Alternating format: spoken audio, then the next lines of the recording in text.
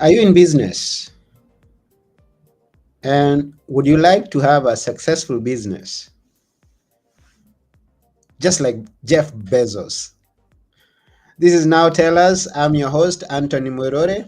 At Now Tell Us, we have guests come and tell us stories. They come and inspire us. They come and educate us on a subject. And always, we're having a great time with our guests. And when I say always, today we have a great guest with us. His name is Steve Anderson. And he's going to tell us what a small business can learn from Jeff Bezos. I remind you to please share this episode with all your friends. If you have a question during the program, you can always ask. If you have a comment, just give us a comment. We appreciate feedback and we'll thank you for that. So, without taking one more minute, I'm just going to ask you to join me as we go together to meet our guest today, Steve. Here we go.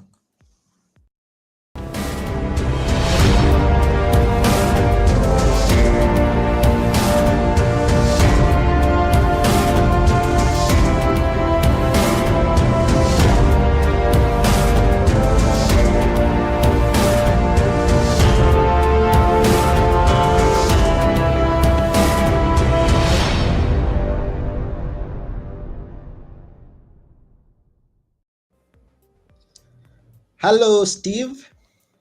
Anthony, hello. How are you I'm today? fine. How about you? I'm doing great. Thank you. Good to see you here, and thank you for coming to our episode. My pleasure. Yeah. Where are you? In outside Nashville, Tennessee, in the U.S.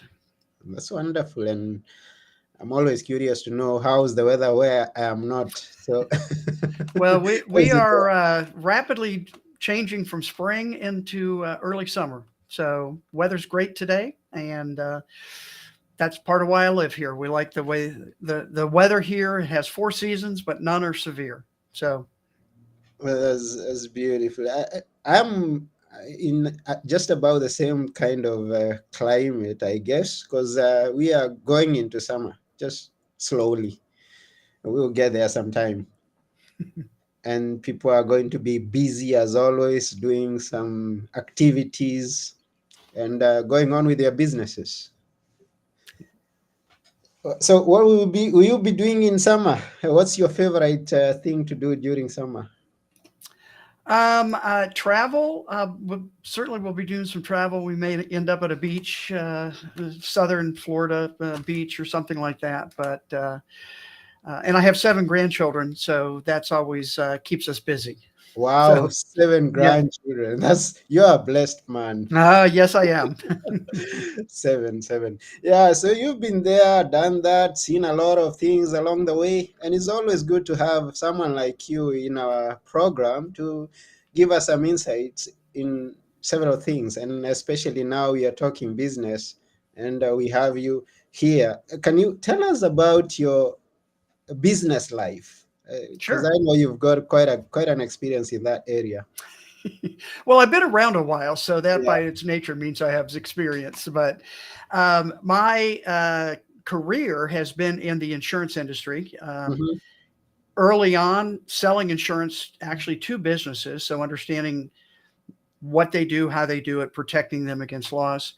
And then the last 25 years, I've spent actually helping other insurance agents with technology. Hmm. So you think about 25 years ago, late 90s, the internet just was starting, right? All the websites and now social platforms, all that kind of stuff. I had a real interest in that and helping insurance agents understand how it could be used as a tool to help them sell and to help them service their customers better. So, yeah, that's a very short, right, synopsis of a lot of different things that I've done over the years.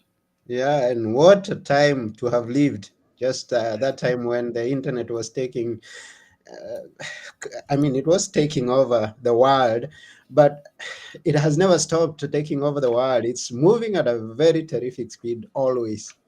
Things Yes. are happening. Yeah. So it must have been a very wonderful time during that time. Well, I would say it's a wonderful time, and it's not unlike even the current time, meeting, all the generative AI that it's all of a sudden, and everybody's trying to figure out, is this anything? Is this terrible? Is it good? How do we use it? And kind of any, between the internet itself, between the mobile devices now that we have, between machine learning and all that kind of stuff. I mean, every technology kind of has its life cycle that it goes through. Mm-hmm. And frankly, that idea is what led me to, write a book about how technology is developing rapidly, continues to develop rapidly, Mm-hmm. and that businesses take a risk by not keeping up with it and figuring out what they should do and what they shouldn't do. And that can be very difficult. So that gives me something to do. Yeah, and is that the book that we are going to talk about today, or is another Yes. book No, altogether? that is the book today. Yep. Yes, I came across it, and it's known as the Bezos Letters: 14 Principles to Grow Your Business Like Amazon. It's an interesting title. Yeah. So we are curious to know what's in it. What's in it? So Maybe a give us little background of the book. yeah. I really did start asking the question, is the biggest risk agencies, because that's what I was working with, Mm-hmm, expanded now to businesses, is the biggest risk they face actually not taking enough risk? mm-hmm, And really counterintuitive, being from the insurance industry, because everything we do is about mitigating risk, reducing risk, transferring risk, helping people when bad accidents happen.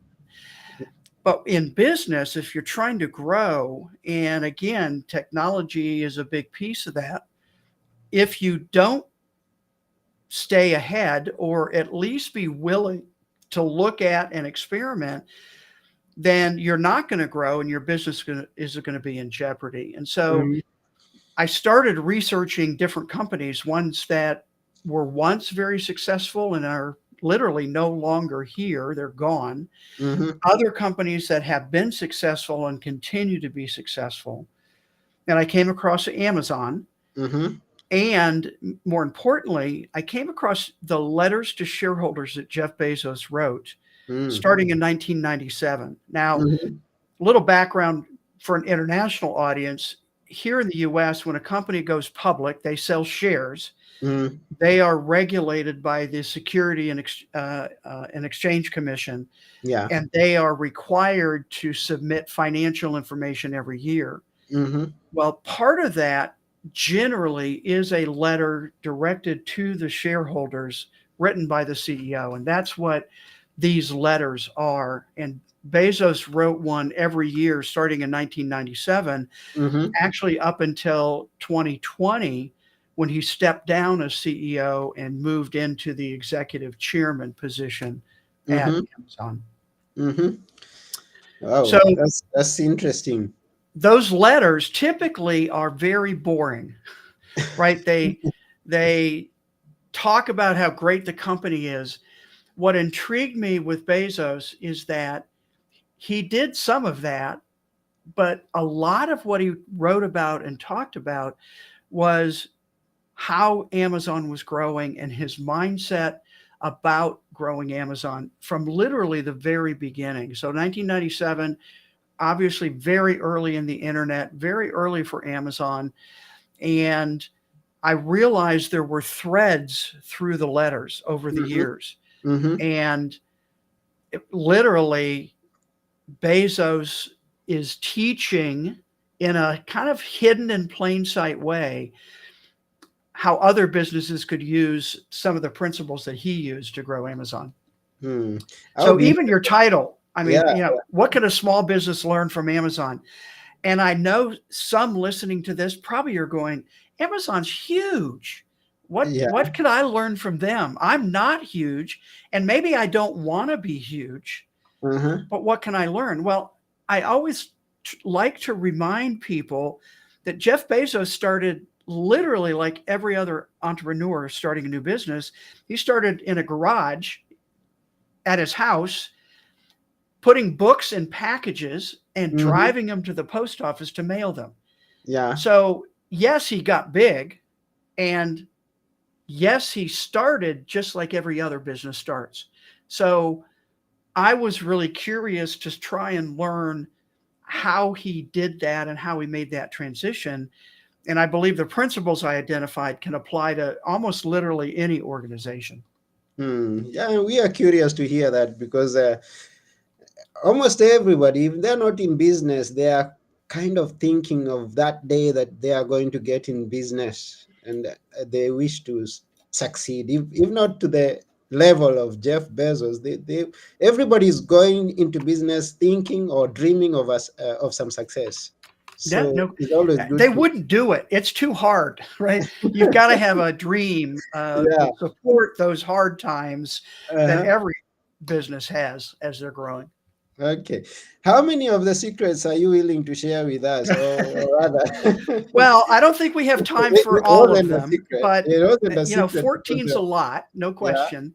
And Hmm. what I did is in the book, I broke them into what I call cycles. So Okay. test, build, accelerate, and scale. And those are Hmm. the 4 cycles that I believe every business, large or small, continues to go through. Yeah. Test is you got an idea, you're trying to figure out a new product, a new service, a new platform. Is it going to work? Hmm. Build is you've got some early success. Now, how do I build it going forward? Hmm. Accelerate is now have some momentum. How do I accelerate that momentum? And Mm. then scale is how do I maintain the culture of the company, the vision that you have as an owner, now that employees have that you've given them. How do I maintain that and not become so bureaucratic and over bloated that I actually start down and get worse? Hmm. So those are the kind of the cycles that I think are helpful to think about.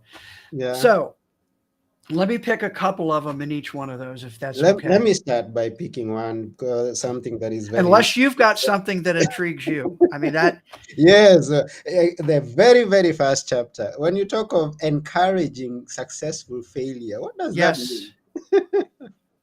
it's really counterintuitive, isn't it? Yeah. But here's what Bezos says. Um, in order to invent, you have to experiment. Hmm. And if you're going to experiment, by its very nature, an experiment means you're going to fail because you don't know what's going to work. Hmm. So when I talk about encouraging successful failure, it's understanding that we are going to fail, maybe at a lot of things. And if we build that into our culture in the company from the very early stages, employees will be more willing to experiment with crazy ideas. And here's the Hmm. key.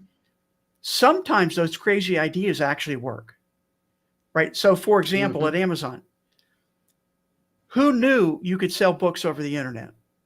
Well, nobody. And they made a lot Nobody of at that time. mistakes in those early days trying to figure it out, but they kept testing, experimenting, failing, learning from their failure. And that's the successful part of a failure. And Hmm. again, I believe that employees actually aren't afraid of failure, but they are afraid of the consequences of failure. So if you haven't Yeah. built a culture that supports that and encourages that, then employees learn I better not do anything that I don't know for fact is going to work. And that Hmm. limits what you can invent on behalf of your customer. And again, that Mm. phrase is a Bezos phrase. He said at Amazon, we invent on behalf of our customers. And Hmm. we give them things they never knew they needed um, because they didn't know it was possible. But we were able to do that. So yes, Mm. it's very counterintuitive and is again, I think, a key principle at Amazon that allows them to continue to build new things. And I will say here that the focus today in business on we've got to innovate, I think is backwards. Mm. Because innovate means I'm making something I already have better. Yeah. Invention means I'm creating something new that our customers never knew they wanted, but absolutely love. And so Mm-hmm. experimentation allows you to invent, which then gives you the opportunity to innovate. So Mm. the Kindle ebook reader, Amazon wasn't the first one to come out with one, but they were the first one to come out with a reader that didn't have to be connected to a computer to download a Mm-hmm. book. And you could, Mm. their goal with the Kindle was to be able to download any book in the world in 60 seconds or less. Mm-hmm. And so they did that. And again, they keep iterating the Kindle. So that is innovating it. But that first of invention created a whole new category of product for Amazon and Mm-hmm. for lots of people. Yeah. Wow, that's great. Now continue with picking your favorites. That was my, I Okay, mean, so let that, me go into that- build. okay. So three different principles there. The first one is obsess over customers. Mm-hmm. And this is always interesting to talk about because any business is concerned with their customers. But we talk about it in terms of customer service, customer experience, the customer journey. Bezos used the word obsess. We will Mm-hmm. obsess over customers. And to me, that's a really interesting word because it takes it to a different level and almost Yeah, can be sure. negative, right? Like, oh, you're too Mm-hmm. obsessive. You're too focused on the customer. I don't think any Yeah. business owner would say that, but I'm not sure how they treat customers is obsessive enough. Well, at Amazon, it absolutely is. And it means that the customer always comes first. Mm-hmm. And so, another principle to think about how can you, and the way I like to phrase it is, how can you continue to remove friction when a customer works with you, buys from you, transacts with you? And in my presentations, I ask the audience, why do you go to Amazon to buy stuff? And typically the Mm-hmm. response is because it's easy, Yeah. right? Think about it. Mm-hmm. And again, three customer pillars at Amazon support this: wide selection, low prices, and fast delivery. Well, fast Mm-hmm. delivery was a crazy idea in the beginning. Mm-hmm. The Yeah. senior leadership team told Bezos, "You're crazy. We can't give free shipping. It'll cost us too much." But here's where the customer obsession comes in. What he said was, if customers can get what they want faster, they will come back and buy more. And in Uh-huh. the long run, we will benefit if we focus on the customer, and our shareholders will Mm-hmm. benefit when we focus on the customers. Mm-hmm. So, again, lots more in that. That's why I wrote a book. But, these kind of concepts or ideas, I think, really can help businesses start thinking differently about what they do and how they do it. All right. So, Sure. Sure. accelerate. So, Okay. test, build, now accelerate. And a Accelerate. couple, two here I'll mention. The first one is generate high velocity decisions. Mm-hmm. Now, remember, we're accelerate cycle scale. We're growing is really the idea behind this. And Mm-hmm. the tendency of businesses when they're growing is to get more bureaucratic because Yeah. now you can't, the owner, CEO, whatever that position is, can't interact with every employee because you're growing. You have more employees than you did before. And the Mm-hmm. tendency is to put bureaucracy in place. So, what Bezos said is there are really only two kinds of decisions in a company. And he very uncharacteristically was not very creative. He called them type one and type two. Type one Mm-hmm. decisions are big, bet the farm, huge decisions. And what he says is those decisions need to be made slowly, intentionally, with as much data and information as you can gather. But he Mm-hmm. also said very few decisions in a business are type 1. Most decisions are type 2. Type 2 decisions are, we decide fast. We decide from the lowest group or person that's capable of making the decision.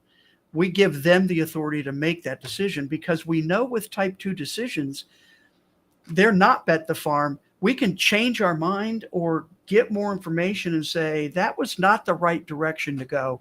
Let's change it without Yeah. big consequences. And that type of decision making helps growth improve. Bureaucratic decision making slows growth down. Mm-hmm. So that's a really important one. And even at Amazon, they named their teams 2-pizza teams, which Mm-hmm. the rule was a team could be no bigger than what 2 large pizzas could feed. So Mm. 10, 12, maybe maximum Yeah. people in a team. Now that may mean they have lots of teams, but they were able to get decisions made faster, and actually kind of back to that encourage successful failure idea. And this is an example of where these principles work with each other. They don't just stand on their own. But Mm-hmm. we make a mistake, we identify the mistake, we learn from it, we pivot, and we keep going. The other one I want to highlight here is make complexity simple. And this kind of alludes Yeah. back to my comment about removing friction in the customer interaction. And that principle, actually, I still remember the day that I had that idea. I was listening to a radio program interviewing one of the CEOs of a large national drugstore chain. And Amazon had just purchased a small company actually, called PillPack. So they delivered prescription drugs to individuals through the mail. And that Okay. CEO said, I'm not worried about Amazon coming into the pharmacy space, because pharmacy is more complicated than they realize. And I literally remember saying out loud, but that's what Amazon does.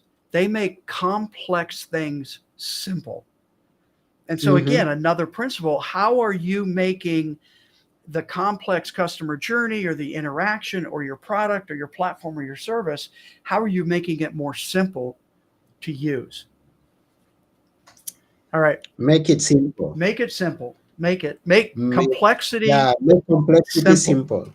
Right. And again, Yeah. you could point to all kinds of different things at Amazon Yeah. that reflects that particular principle. Yeah. And in that cycle, I would like you to mention about promoting ownership. How do you? Because you mentioned that on Accelerate, Say that again. Mention what? promoting ownership. Oh, yes. So Uh-huh. the idea here is, and it really goes back to the 1997 letter. And just a tidbit here. What's interesting is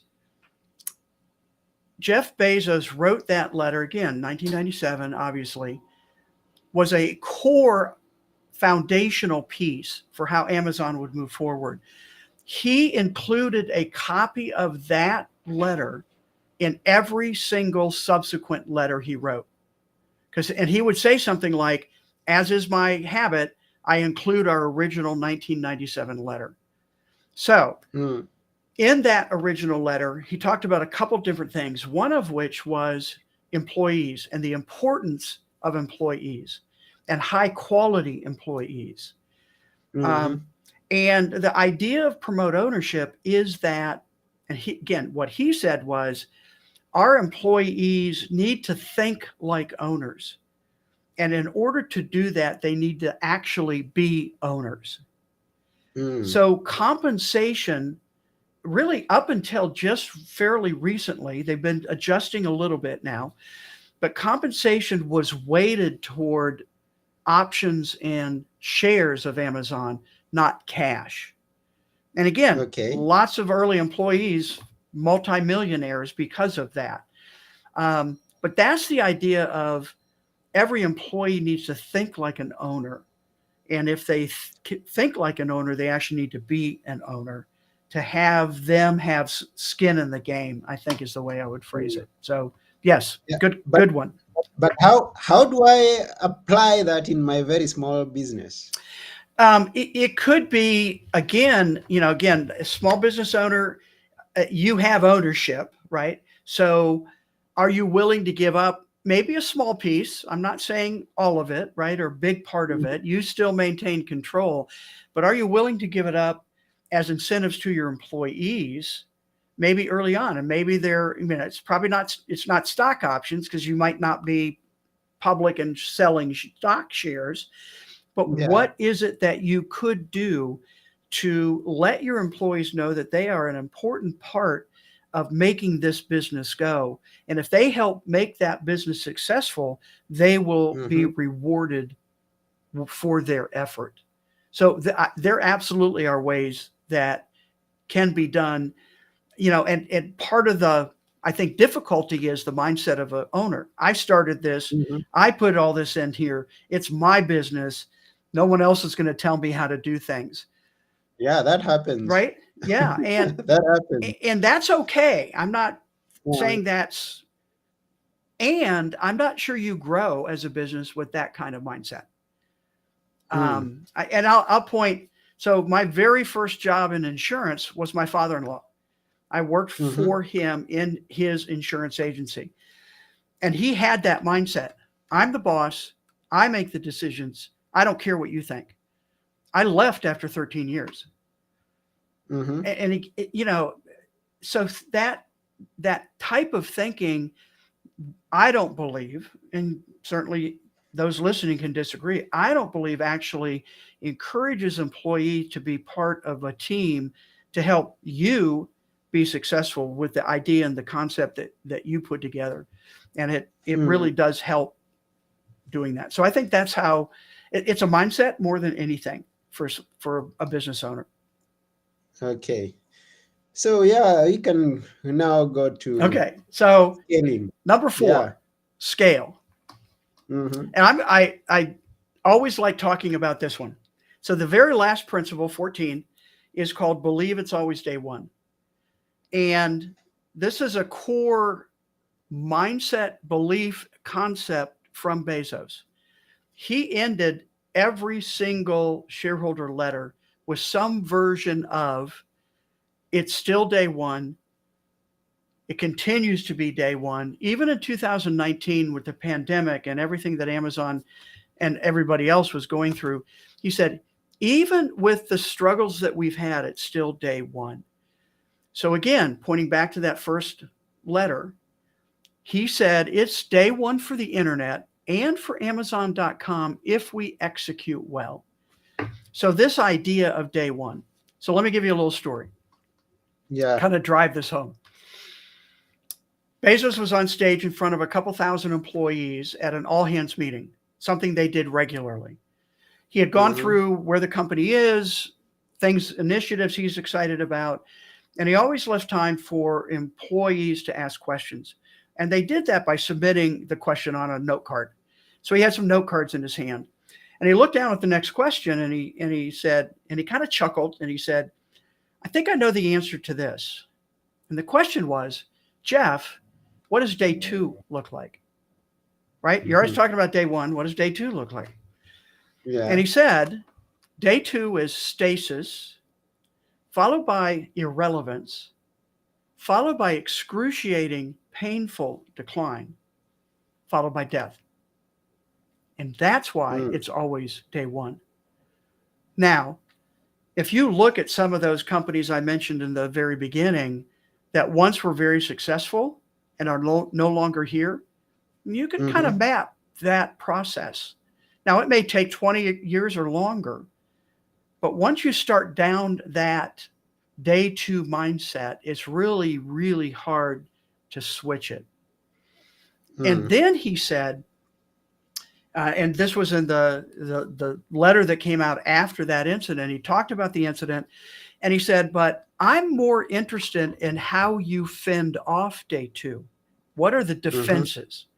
And he identified four different things. He identified customer obsession, we've talked about. He Mm-hmm. identified a skeptical view of proxies. Now, in his terminology, a proxy is a process or procedure that doesn't actually serve the customer anymore or needs to be looked at. So you you always question what you're doing and why you're doing it. Number Okay. three is an eager adoption of external trends. And Mm. it says those trends typically are easy to spot because people talk about them. I again mentioned AI and all the stuff going on right now with that. That Yeah. would be a trend and an eager adoption.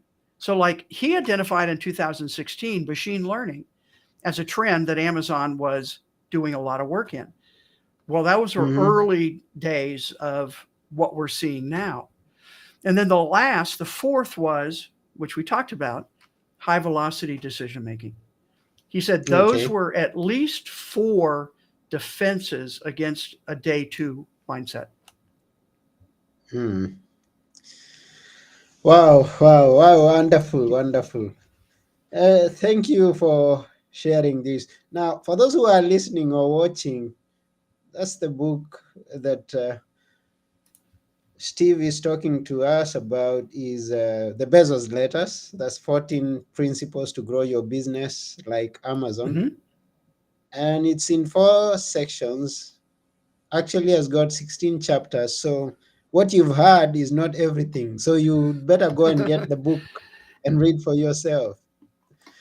And we are almost now coming to the end of this show. Now, we'd like you to tell us how is it that you maybe do you still work with people, don't you? Yes. Like if there's someone who's listening and would like some help in growing a business, and maybe also come to your website or something like that to Yep. get your book. Tell us about that. All right. So a couple places. So the book is available at Amazon, I would say. Hmm. It's also available in 19 different languages. So it's had some worldwide success. The book website is thebezosletters.com. And Okay. then my primary social platform is LinkedIn. So you should be able to search for Steve Anderson Insurance or Steve Anderson Bezos, and I find me. Let me know you listen to this show, and I'd be glad to connect with you there. Wonderful. The jeffbezos.com. I want to share that so that someone can see Yeah, how thebezosletters.com. the bezosletters.com. 1 minute. There. The bezosletters.com. There's a T. Oh, I missed a T. I missed a T. Almost. Almost. I almost. Okay. There we are. So the bezosletters.com. Everyone go to the bezosletters.com and get to connect with Steve, get the book, and grow your business.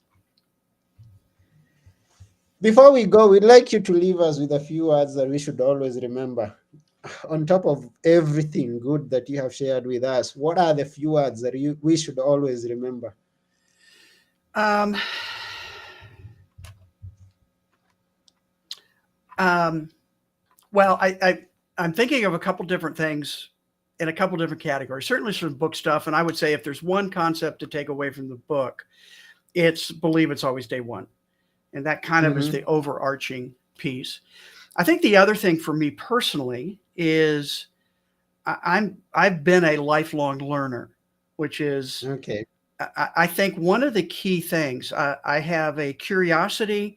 I like learning new things, and I like helping others maybe see things that they didn't. And so that's kind of the Mm-hmm. book and the technology piece and a number of things that I've done. So believe it's always day one and um, be a lifelong nerder. You were never Mm. too old to learn something new. Wow. Yeah, take that from a grandpa of 70. Exactly my point. Steve Anderson. He's still learning. He's still teaching and learning. Yep. And we appreciate you and taking your time to come to be with us here. That's a great honor. Anthony, We are, thank you so much for having me. I appreciate it. It was a great conversation. yeah, thank you. And to everyone who's listening or watching, thank you also for taking your time. And even if you get to listen to this or watch it after we are through, we also appreciate you taking your time. Please share it with your friends, subscribe to our channels, go to thebezosletters.com and connect with Steve. Don't forget that. And this has been Now Tell Us. I've been your host, Anthony Morore. And together with our guest, Steve Anderson, we are saying bye for now. Bye.